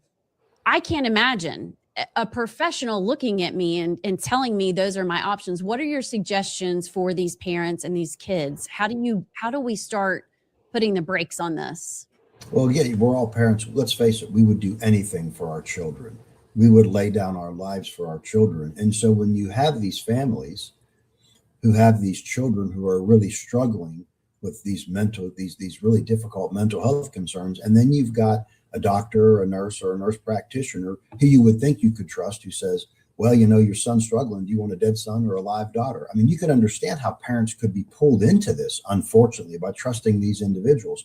Listen, I think parents, you have to be able to have that ready line of communication with children. You have to have children have to understand a boy is a boy and a girl is a girl, and that can never change. You can do surgeries, basically plastic surgeries, to change the external appearance of the body, which doesn't change gender. You could take a girl and give her male hormones all day long, or a boy and block his testosterone and give him estrogens all day long. It's not going to change your gender. Be able to have that conversation. There are some really good groups out there that are great areas for resources. There's a group called Do No Harm. There's one called GenSpec. These are some groups, you can find them online. They're staffed by very, very good people, and they are really dedicated to helping these children and helping these families. But it is a problem if you've got this so-called social transition that's going on behind the parents' back, and we hear those stories, right? And we saw that in President Trump's State of Union address. Remember, he had a child there in the family where things were happening behind the parents' back. That's a problem. That's why putting this report out, evangelizing, spreading the good news that there are things that can be really done for these kids, shining the light on what's happened, again, this pathway of sex rejecting care, or sex rejecting procedures rather, doing what we're doing, which is talking about it, talking openly Again, that's how we get the word out. This is how we educate the public. I think you saw that last week, Dr. Oz at CMS, the Center for Medicare and Medicaid, they now have ruled that Dr. Oz, because of Dr. Oz and President Trump, CHIP funds and Medicaid funds will no longer go towards sex rejecting procedures. Dr. Oz and I did a little video message yesterday that will be released at some point where we're talking about these things. Listen, this is a war that's going to go on. We can never take our foot off the accelerator, meaning people like me in my position, people like y'all. We have to be vigilant, because the minute we stop talking about this and we take our eyes off it, then gender ideology and the left, like a vampire, are going to spring to life again and going to potentially abuse our children, take our children down, the most vulnerable children, take them down this pathway. We can't back off on this. This is something we know what's going to happen if we take our foot off the gas. You know, I know, we want parents to know we're going to continue to fight for these kids, because in this administration, under President Trump, under Secretary Kennedy, under Dr. Oz, under myself, under Vice President Vance, and so many others in this administration, these kids, they're not some kind of financial commodity. We support them. We love them. We want to help them heal. That's what we do. Well, I hope that everybody will go and watch Wolves in White Coats, share it far and wide, especially with the people who think this is no big deal and we're crazy for even bringing it up, instead of looking at the precious children whose lives have been completely destroyed and they're in the process of rebuilding. But we're very thankful for what y'all are doing. No, it's a privilege and it's a blessing to be able to do it. And, you know, I've heard some say on the left and some of the ideologues say, well, it's just a tiny number of kids. One is too many, right? Mm-hmm. One is too many. I just have to say, and I know you've got to go, you've got big things to do in Washington, D.C. today, but I several years ago, probably 4 or 5 years ago, here in Shelby County at my kids' high school, it was brought to my attention. They had outside of the counselor's office, not even inside the counselor's office, you could just go by and pick up a brochure as a 14, 15, 16-year-old, a gender. Hi, welcome back. How are you? Okay. Bear kicked the camera. Hold on, let me fix it. Oh, did he? He ate our heifers. No, that's not good. That's worse. That's now we're like worse. Leaning. Bear. Oh, I think I'm going to throw up. Yeah, keep going. Little more. Teeny tiny tad. It's okay. We'll be a little seasick together. So, right. Bear, don't. It is Friday. Who cares anymore? We do. We care. Come on. All right, here's what we're gonna do. I'm sorry. My bangs. I'm gonna have to let them go. I'm gonna give up that struggle. We're gonna do two things. We're going to plunge. And I won't say it until officially until JP's ready to click on that music. And then after that, we'll do Clown World. Okay. If we still have time, we can do a Muslim minute, but those two things are what we're going to do right now. So tell JP. So we're plunging. Quick plunge. But our quick plunge, our high efficiency flush plunge is a little pivot away from education. We'll save that. Thank you. We'll save that for next week because we just did an in-depth with Trish. For now, though, we're going to do a plunge, and it's appropriately about food. So without further ado, JP.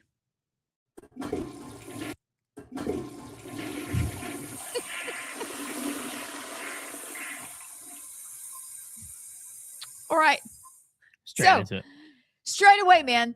So this was interesting because I thought if we ate organic food and food made from even vegan food or Banza chickpea food, that it should be healthy and nothing nasty would be in it. Especially the things we use to kill weeds in our front yard or not. But JP, do you mind taking it away with this little clip from a mom? Hey guys, I just want to make sure you heard about Banza pasta. They made enormous changes. Over a year ago, we tested and found very high levels of glyphosate in Banza pasta, the highest levels that a lab had ever found in human food. But they listened to that, they took it to heart, and they turned things around.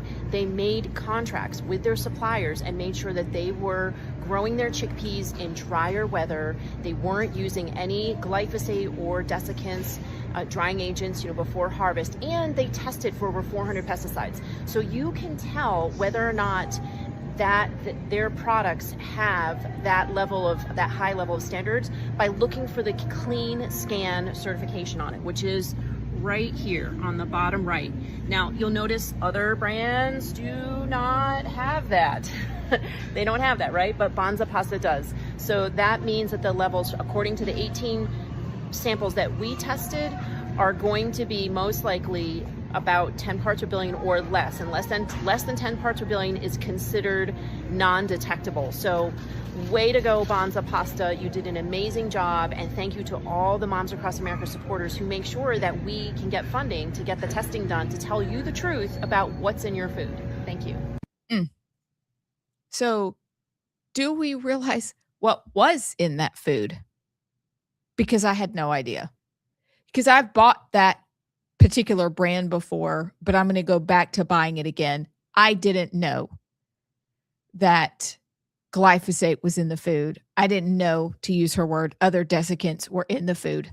I'm certainly not going to buy any of the pasta brands that surrounded it. And I also didn't know that you can scan the box to find clean foods like that one. But can you imagine if we tested more than that? And I know people are committed to doing that right now, to find out all of the nasty stuff that's been in our food. No wonder cancers are growing at an alarming rate. If you just started with that, but you probably already knew that because you know about food. Yeah, I've been on this weird food journey for a few years. I had no idea how bad our food actually was for us.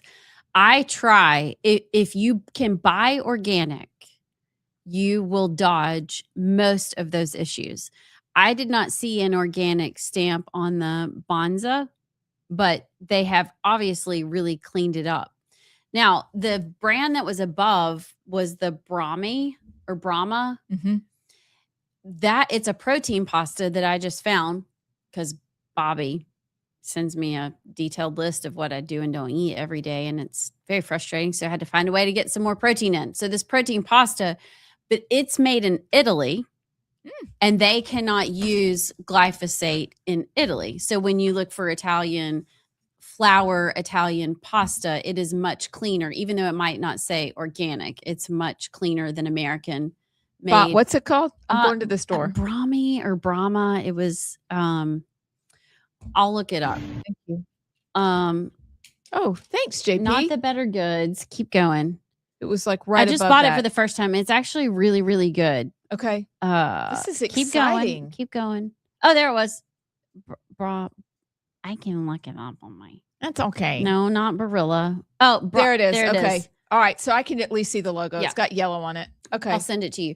But Brahmi, if you look for Italian wheat, it's much better for you. It's just like Italian wines are so much better for you because in Italy, glyphosate, unlike America, unlike Donald Trump, who just doubled down and said, keep the Roundup coming, is banned. And a lot of these pesticides that we can use here are banned over there.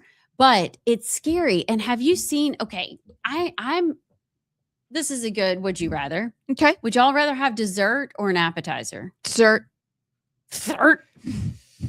I was hoping you wouldn't notice I said that. She got really excited. She couldn't even say it. I would do an appetizer. Okay.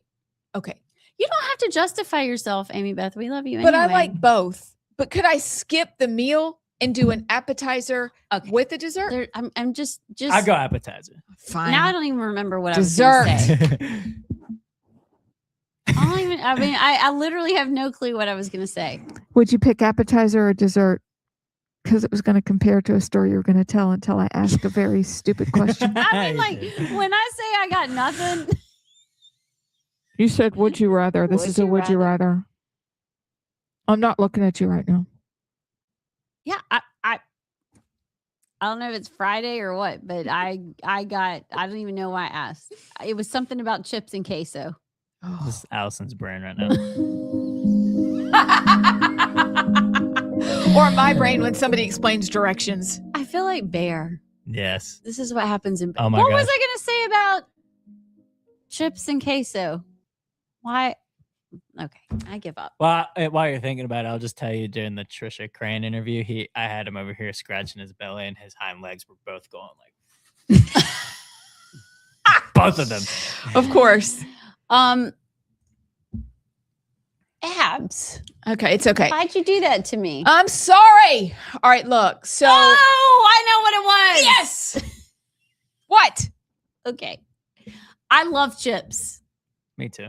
I love chips. They're so bad for you. There's all these colors and dyes and they're fried in seed oils and they're so bad for you.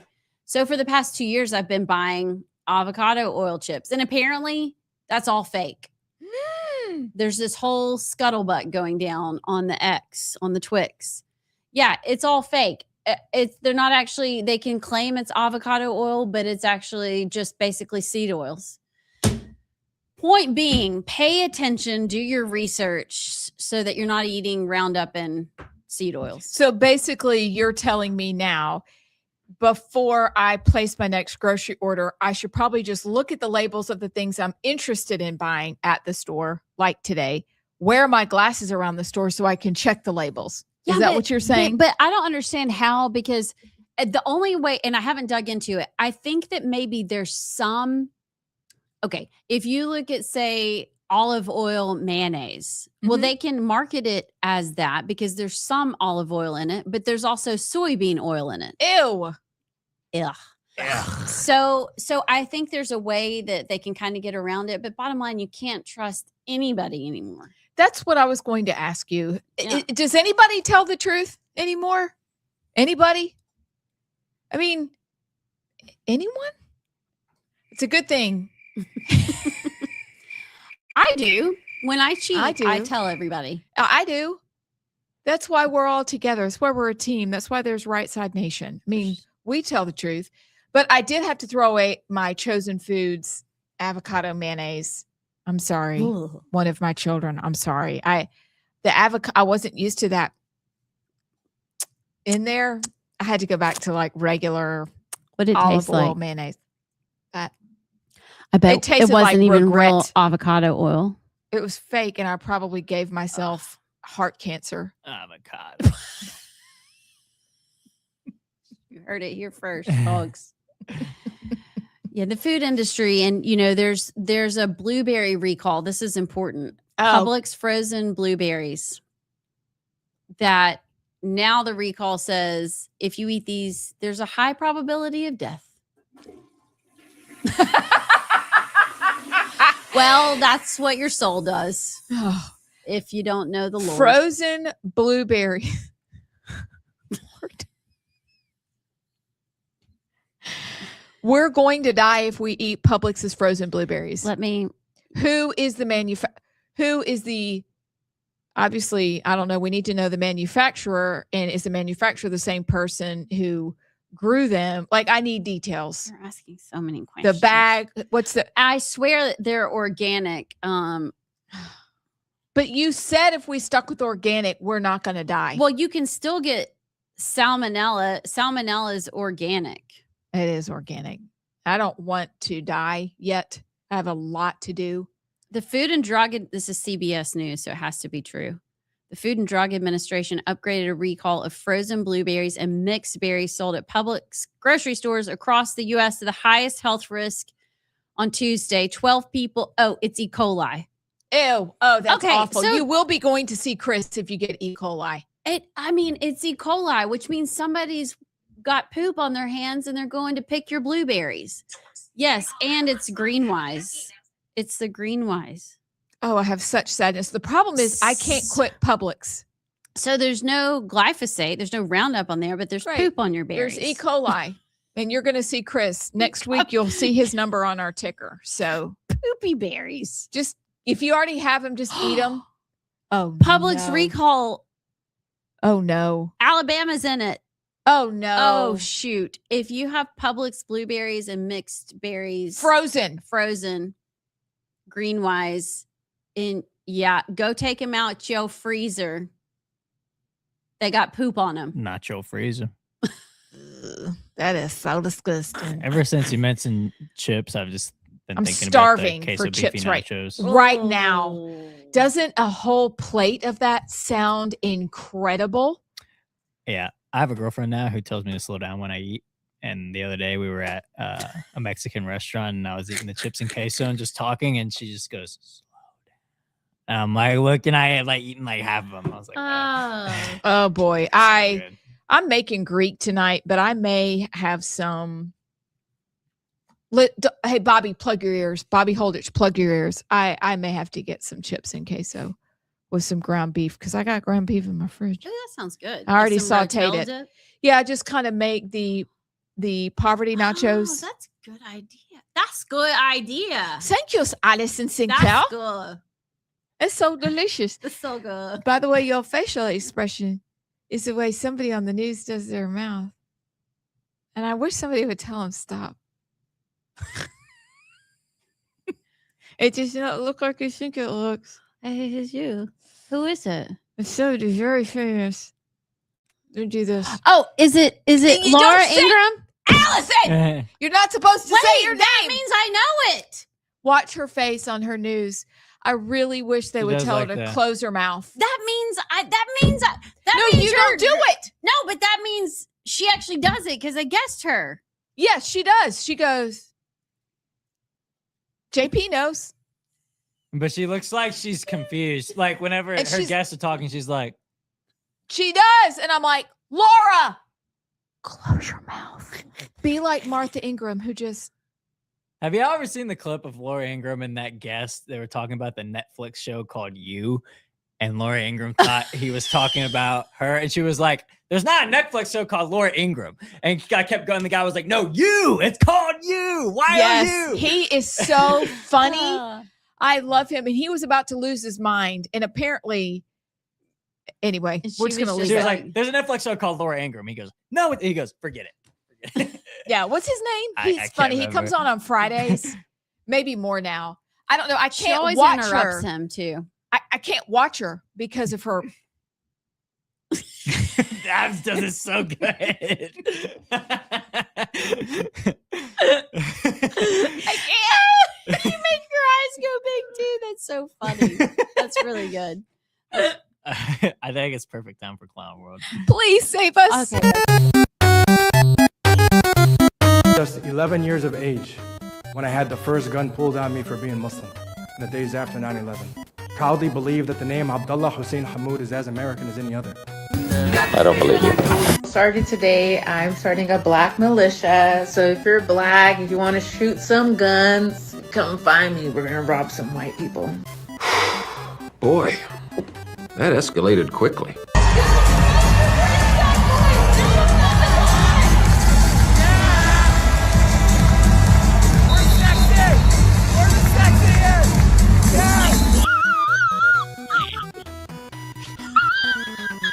So I was just minding my business here in Lewis Park, having a little picnic, and then this group of kids came up and started hassling me.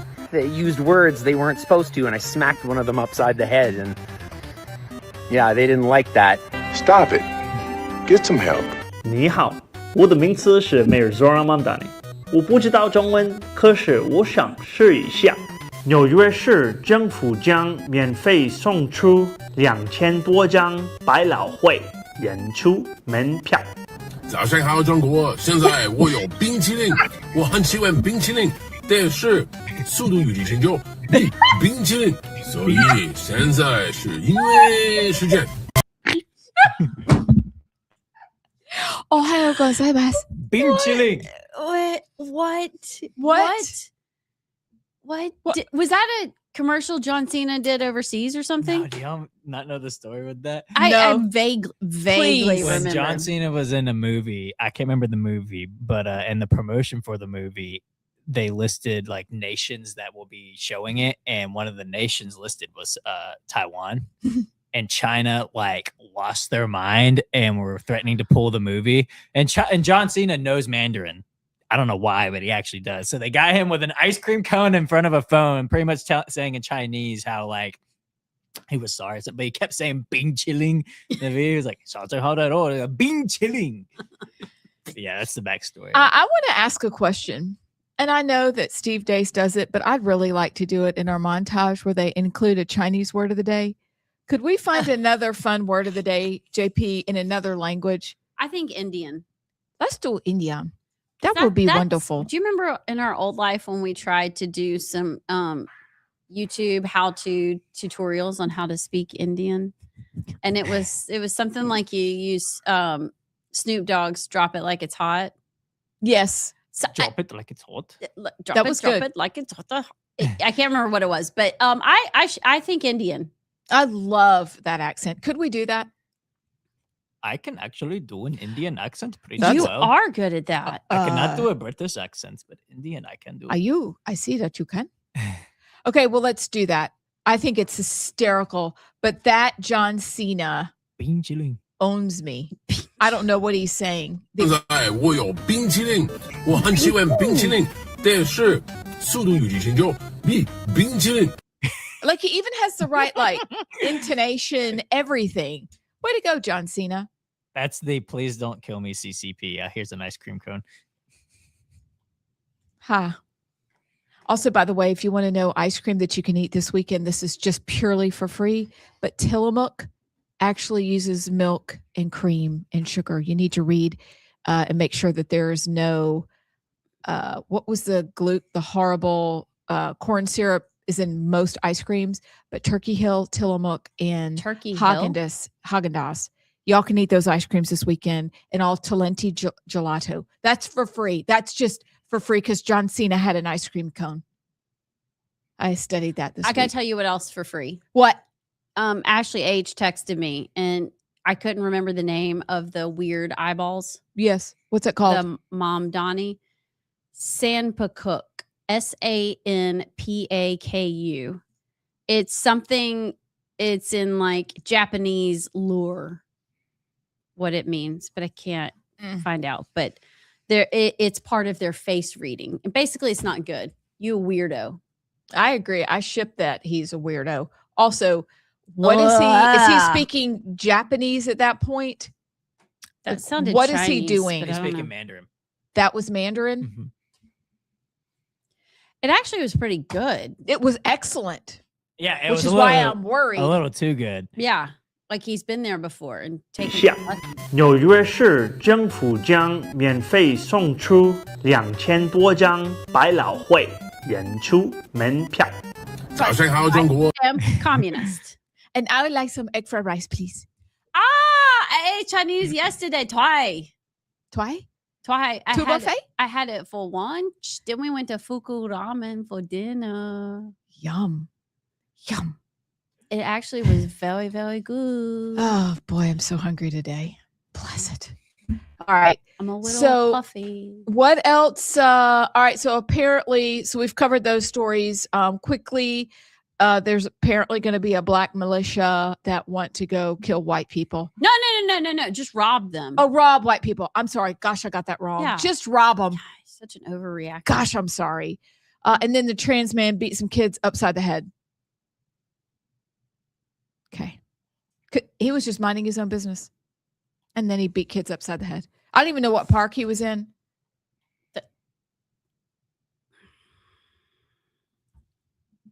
Hey, this is just a follow-up and not something we want to end on. But we're about to. Did you all see that Carmelo Anthony, they basically found a diary or some of his texts where he talks about what he's going to do when he stabs people? Yes. Are people still defending him? How about get that to James Talrico? By the way, the defense was able to secure a new judge for a new trial. Okay. So great. We'll see what happens. Well, hopefully that's the first thing they read. And then they go, case closed. Yeah, it was weird. It was like what he was going to do with the knife. And anyway. Okay, would you rather? Would you rather be able to fly like a bird or breathe underwater like a fish? Breathe underwater. Fly like a bird. Fly like a bird. Okay, that's like a 2-year-old question. I like 2-year-old questions. Would you rather live in a house made entirely of candy or a tree house in the tallest tree in the world? I'll go tallest tree in the world, obviously. Tallest tree as long as I could get down. I'm thinking tallest tree, although that was me trying to lick my candy walls. I'll do one more. Would you rather be able to visit any time period in history or visit any place in the universe? Ooh. I'm going time period in history. Time period, but with caveats that nobody could capture me and keep me as their house. And you couldn't screw anything up. Can't you visit anywhere in the universe right now? I mean, besides like Mars, which I'd go time period. Yeah, I'd probably go time period. What would y'all choose? Jesus. That'd be awesome. Either Jesus or the Revolution. Really? Third Brian, that would probably be Civil War. That's oddly so specific. I can just watch Gettysburg. I don't know when I choose. It's a good question. Okay. I'm really thinking about that. Y'all have a great weekend. We'll be back on Monday. We may have a super cool, fun guest on Monday that you'll want to pay attention to see if he can actually come on. We should have talked about him today. Tuesday, we've got fun guests too. It's just going to be a week. So we'll see you Monday and y'all have a great weekend.